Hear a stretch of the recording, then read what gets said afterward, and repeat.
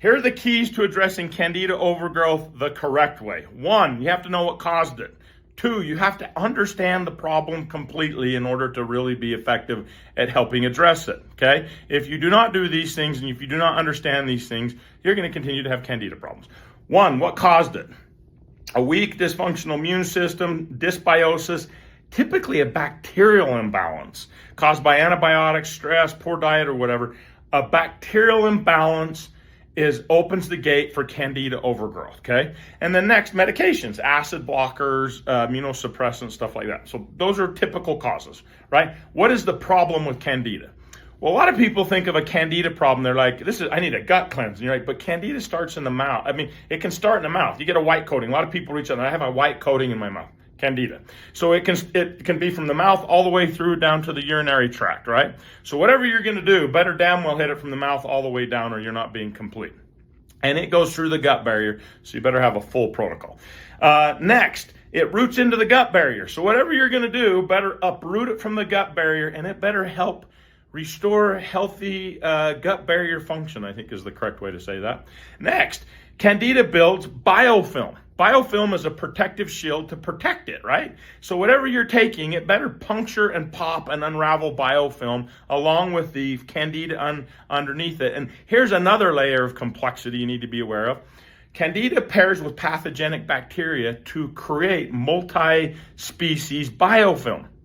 Therefore, whatever you're doing for Candida has to also address pathogenic bacteria because they come together to create multi-species biofilm and they work together. So you better damn well be going after bad bacteria, right?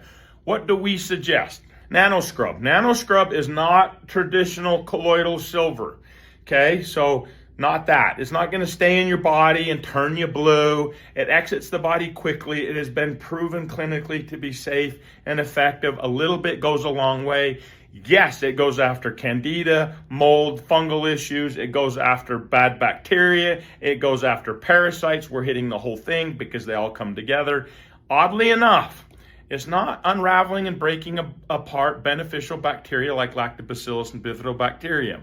Why? Well, it's not because it's not trying. It's because if you use the right dose of silver and the right ppm and the right amount, there's not enough of it to puncture the outer membrane of beneficial bacteria. It's too strong. So it's not because of lack of effort. It's because the beneficial bacteria just simply have a stronger outer coating cell. So the cool thing about this is you can go through and unravel the bad stuff, and you're not destroying and like massacring and doing scorched earth on all the good stuff. Okay. Next, we pair nanoscrub with cleanse. Cleanse, to our knowledge, is the most effective binder that we can find. I'm not taking away from other binders. I'm not attacking other binders. I just know as far as binding action goes, Cleanse contains a binder that's up to 250% better at binding than similar type products. It's not going to bind your medications, and it's not going to bind nutrients and minerals, which is a big deal. Plus, this increases, it has prebiotic benefits. It's going to increase bifidobacterium and help increase beneficial bacteria. So when we combine these together, the cleanse and the nano scrub together, one is unraveling and breaking everything apart, and the other one is soaking it up. Here are some points that you need to be aware of if you're going to do this to clean your system. Some people have H. pylori overgrowth of the stomach too, very common. Cleanse soaks that up, but capsules don't coat the whole stomach. So if you did have H. pylori, open the capsules. A lot of people also can't take capsules. That's okay. This really doesn't have any taste. It's just like a protein. You open the capsules, pour it in whatever the hell you want, and it'll soak that up, okay? Number 2, big problems require big answers. I'm going to say answers, okay? So what does that mean? You need to use the appropriate amount of each. You're not going to pull a big, huge boat up to the lake. I say this all the time, but it's true. You're not going to pull a big boat or a horse trailer with a Prius or a Corolla. You need a big truck, right? Same thing applies with cleaning your gut. There are 2 options. One is a light cleanup, which is 1 bottle of nano scrub and 1 bottle of cleanse. My suggestion, if I may, it's always wise to go slow and then build up. So the total time is you're going to be between 60 to 120 days, depending on how bad your issues are. And you're going to take the cleanse. I would take it with food because they're huge capsules. You can take it on an empty stomach. So you take this twice a day, but you start slow. You can start with 1 or 2 capsules a day, and you can take like a quarter of a teaspoon of this. So, and then you build up. So what do you build up to? Well, hell, you can build up to 8 in the morning and 8 at night at this. And you can build up to, I know the website's going to say 3. You can build up to 6 teaspoons a day on this. What makes this most effective is if you're taking it sporadically throughout the day in small amounts, and you're rinsing it in your mouth for 15 seconds before you swallow. Take it on an empty stomach, because that way it's not competing with food all the way through. This works really well with food because food, certain food like gluten has gliadin, binds gliadin. Can you take them at the exact same time? Yes. I just take cleanse with food because the capsules are huge, right? But like I said, you can open the capsule. Is this effective? Yes. Is this considered a full cleanup? Yes. Please follow the directions. Why do we do this instead of probiotics? The reality is, well, let me start off with our top selling product is a probiotic. We've been studying probiotics forever. There is not a probiotic that is going to be as effective as these 2 products at cleaning up the system.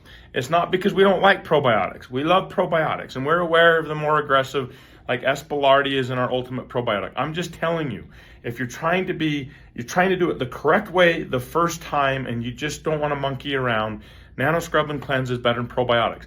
Probiotics do best after the cleanup when you're trying to rebuild the gut, okay? You do what you do, but I'm just telling you this is a more effective approach, okay? Follow the instructions, follow directions, start slow. Always start slow. And if you feel discomfort, which is not uncommon when you're doing a deep cleanup, especially if you have really bad pathogen load, that's not uncommon. You just reduce the dosing by 50% to 75%, reduce it, stay on it. You don't stop. You drink a ton of water. One of the best things that people seem to miss when they're doing a cleanup, hydration. Hydration and movement are 2 basic things you want to be doing during like an aggressive cleanup, okay? This is how you will successfully clean out Candida and get rid of the damn stuff so it stops coming back. This process helps the immune system. It helps promote healthy inflammatory responses. It's built around helping the gut barrier and all the rest of it and restoring healthy microbial balance. After you are done with this, it is always wise to rebuild the microbiome and manage the microbiome.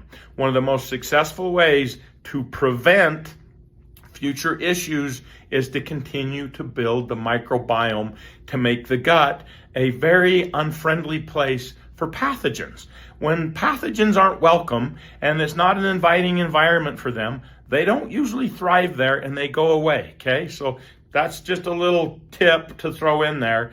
When you do a cleanup, you don't need to do a cleanup like 3 times a year. Hell, if you manage your gut health, you probably don't even need to do a cleanup every year. You do a cleanup, you do it right, and you manage your gut. I hope this helps. I'm sorry I'm loud and a little bit obnoxious. Bye.